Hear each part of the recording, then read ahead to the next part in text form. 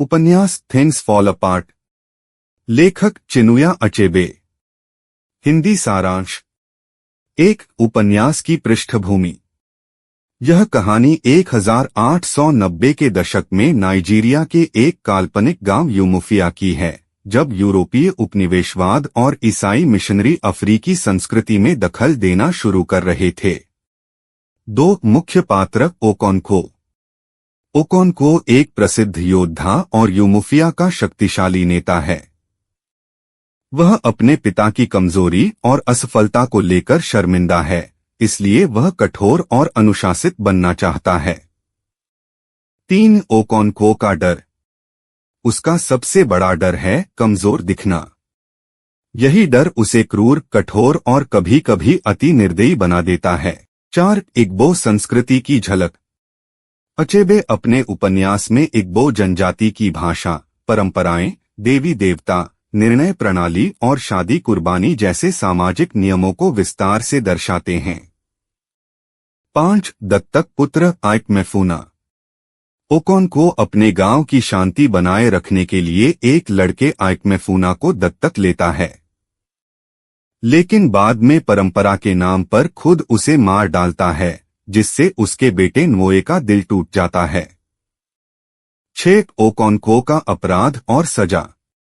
एक दुर्घटना में जब ओकोन्को गलती से एक व्यक्ति की हत्या कर देता है, तो उसे 7 साल के लिए अपने मामा के गांव में निर्वासित कर दिया जाता है। 7 सांस्कृतिक टकराव की शुरुआत। इसी दौरान यूरोपीय मिशनरी गांव में आते हैं। वे ईसाई धर्म फैलाने लगते हैं और गांव वालों को अपनी पारंपरिक मान्यताओं को छोड़ने के लिए प्रेरित करते हैं।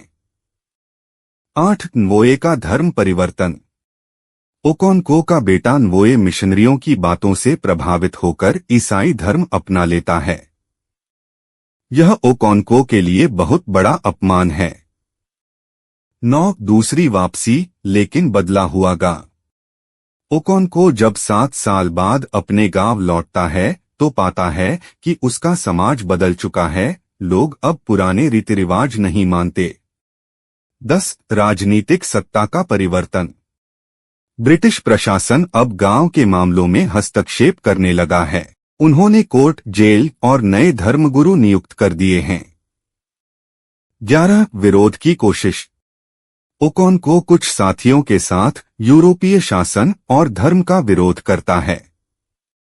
वह आशा करता है कि गांव वाले उसके साथ खड़े होंगे। 12 ओकोन्को की हत्या। एक ब्रिटिश अधिकारी के दूत को मारने के बाद जब ओकोन्को को एहसास होता है कि गांव वाले लड़ने को तैयार नहीं हैं, वह खुद को फांसी लगाकर मार लेता है। 13 एक औपनिवेशिक व्यंग्य। अंत में एक ब्रिटिश अधिकारी ओकोन्को की आत्महत्या पर अफसोस जताने की जगह सोचता है कि वह इस पर एक छोटा सा अध्याय लिख सकता है, पूरे जीवन को एक फुटनोट बना देना।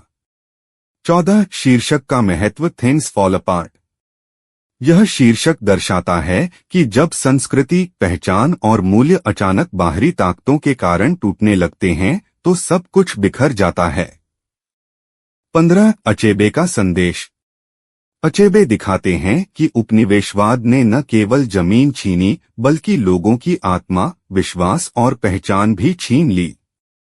दोस्तों, अगर आपको यह बुक समरी अच्छी लगी तो वीडियो को लाइक, शेयर और सब्सक्राइब करें। कमेंट करके अपनी प्रतिक्रिया भी दें। बेल का बटन दबाएं। इससे आपको अगली बुक समरी का नोटिफिकेशन मिल जाएगा। धन्यवाद।